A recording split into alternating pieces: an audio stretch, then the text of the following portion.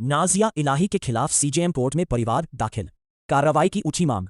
Social media पर कथित रूप से आपत्तिजनक टिप्पणी करने के आरोप में नाजिया इलाही के खिलाफ शुक्रवार को सीजेएम सिविल जज जूनियर डिवीजन 2 अदालत में परिवाद दायर किया गया। परिवाद में भारतीय न्याय संहिता बीएनएस की धारा 159,333 तथा आईटी एक्ट की धारा 168 के तहत मुकदमा दर्ज कर कार्रवाई कराने की मांग की गई है। परिवाद शबाना खंडेलवाल, राष्ट्रीय अध्यक्ष सशक्त पीली सेना की ओर से अधिवक्ता जाहिद नूरी के माध्यम से दाखिल किया गया।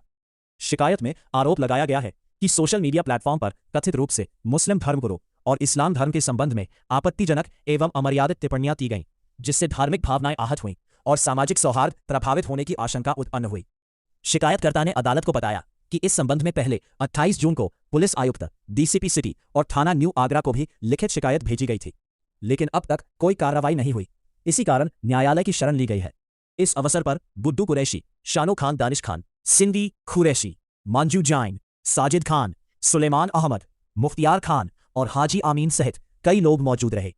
उन्होंने मामले में निष्पक्ष जांच कर कानूनी कार्रवाई किए जाने की मांग जा सकते हैं, उसके बाद हम सुप्रीम कोर्ट जा सकते हैं। शबाना खंडेलवाल हमेशा से हिंदू मुस्लिम को जोड़ने का काम करती है और लड़ती रही हूँ।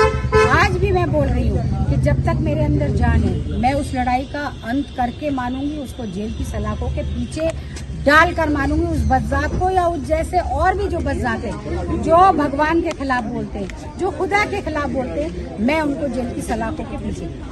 अगला कदम क्या है आप लोगों का? पहले हम इंतजार करेंगे अपने यहाँ का कोर्ट का, हमारे जो भी कोर्ट के न्यायाधीश हैं क्या फैसला हमारे लिए करते हैं। मुझे उम्मीद है कि फैसला हमारे हक में होगा। नहीं हुआ तो फिर हम आगे की लड़ाई लड़ेंगे। हाई कोर्ट है हमारे। शबाना खंडेलवाल पूरी तरह नाजिया इलाही जिस तरह की हरकतें कर रही है, भगवान और इस तरह की, क्या इसे टीआरपी कहोगे या आप लोग क्या कहोगे? इसे टीआरपी कहा जाएगा, क्योंकि हिंदुस्तान वो देश है जहाँ पर हिंदू मुस्लिम सब मिलकर रहते हैं और ऐसे लोग हजार बार आए, उनके खिलाफ मुकदमा दर्ज हुए, जेल चले गए, ये सारी चीज़ें खत्म। तो आज हमें अपने संविधान पर और अपनी कोर्ट पर पूरा यकीन है कि हमारी 156(3) अलाउ होगी और इसके खिलाफ मुकदमा दर्ज होगा, ये जेल। जैसे कि वो अपने आप को बीजेपी का सदस्य कहती हैं, नेता कहती हैं, क्या बीजेपी की गोद में बैठ करके क्या वो अपने एजेंडे पर काबू पा पाएंगे? नहीं, बीजेपी की वो सदस्य नहीं है, क्योंकि बीजेपी का खुद एक नारा है कि सबका साथ सबका विकास। क्योंकि जब माननीय योगी जी कभी ऐसी भाषा का प्रयोग नहीं किया, उन्होंने कभी किसी भी धर्म के बारे में गलत टिप्पणी नहीं दी, तो ये कहाँ से आ गई? तो इसलिए हम ये नहीं कहेंगे ये बीजेपी की है, ये किसी पार्टी की हो ही नहीं सकती।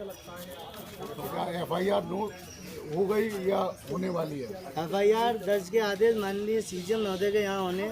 आज हमने सिर्फ 156(3) प्रार्थना पत्र प्रस्तुत किया है। अब माननीय न्यायालय की क्या टिप्पणी आती है वो ऑर्डर देखने के बाद ही। Thank you.